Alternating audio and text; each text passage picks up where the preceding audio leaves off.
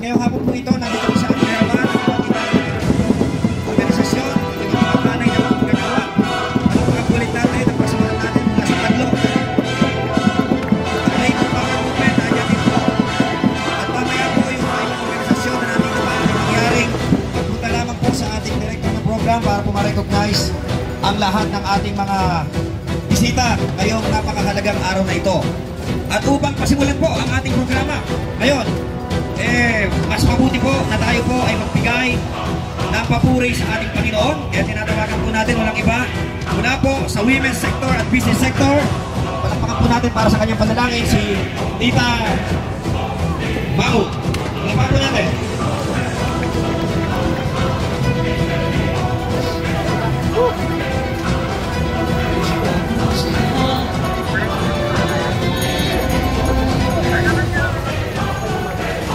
Magandang araw sa inyong lahat. Itaas po natin ang ating kamay.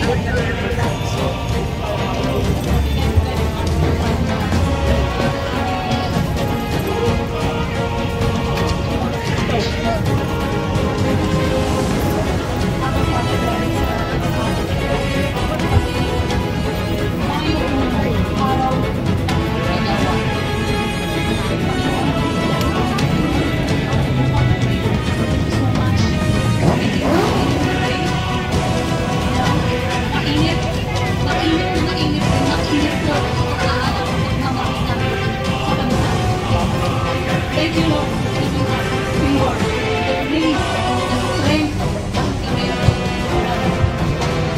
dito po sa pagsasalamat sa inyong Lord. Wala na po. Pero Lord, naniniwala po meron para sa atin. Meron ay Diyos. Ang Diyos ay hindi nakatulog. Lord, thank you so much. Today is another day that we give you glory and honor for bringing us together today. Ang dami po natin. Thank you, Lord, for all these leaders, all these workers, all the business sector, Lord, na binigyan din po ng poon, bigyan us ng favor para makaroon. Na siyang isa sa mga department o isang sektor na bibigay buhay sa bansang Pilipinas. Lord, bless us indeed, enlarge our borders, put your hands over us, Father, deliver us, Lord, from the schemes of the enemies.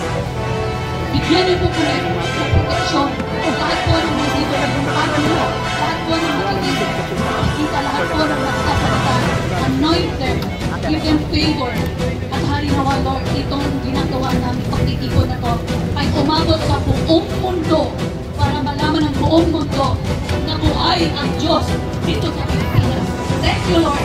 Kahit sinasabi nila may kailan sa eleksyon, Lord, ang sabi mo, I will come, I will arrive, I will conquer, I will stay, I will rule and reign in this nation.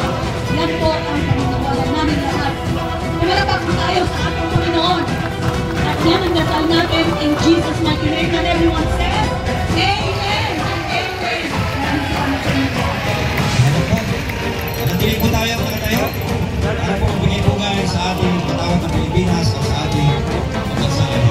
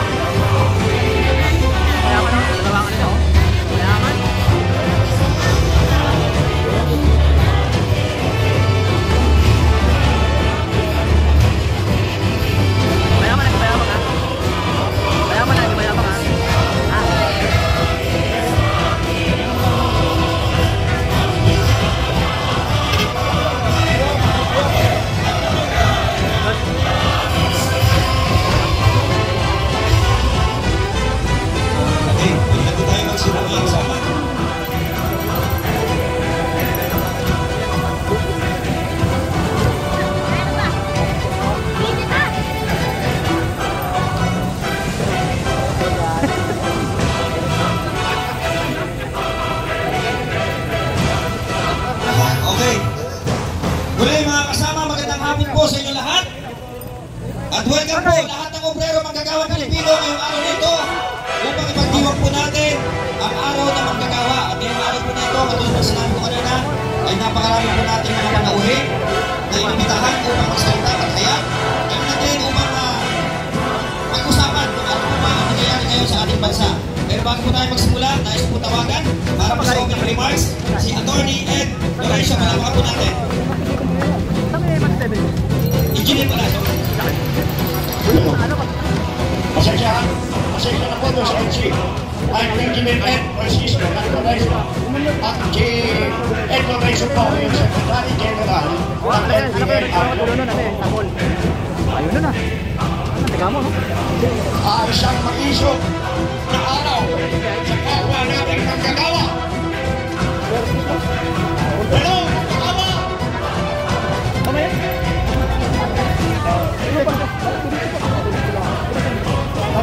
Alam po nyo na dito lang sa atin pag sinasabi yung manggagawa ay ang labor lang yung economically labor.